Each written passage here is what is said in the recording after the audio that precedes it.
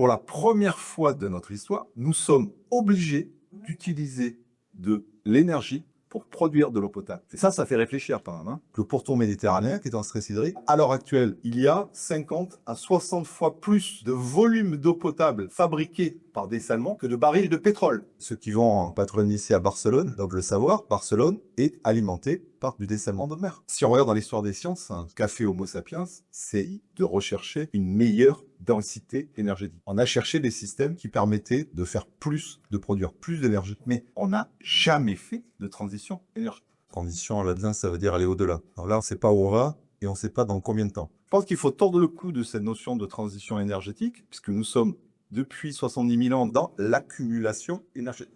À la fin du XXe siècle et aussi à l'aube du XXIe siècle, pour la première fois de son existence, Homo sapiens il s'est rendu compte que la maîtrise de l'énergie qu'il avait pu développer commençait à avoir des effets sur son écosystème et sur sa propre perspective. Et là, Homo sapiens va devoir reconsidérer ça. Pourquoi? Parce que nous devons, qu'on le veuille ou pas, modifier notre mode de société, notre mode de consommation, de manière à pouvoir revenir sur une gestion de cette accumulation. Je vous dis qu'une chose, cette maîtrise de l'énergie que nous avons à l'heure actuelle, elle est très importante, mais ce sont des choses qui vont nous permettre de gagner du temps. En tout cas, je pense que c'est ça la question moi, que je souhaitais poser, c'est comment sommes-nous capables de faire cette évolution, la technologie nous permettant juste de gagner du temps.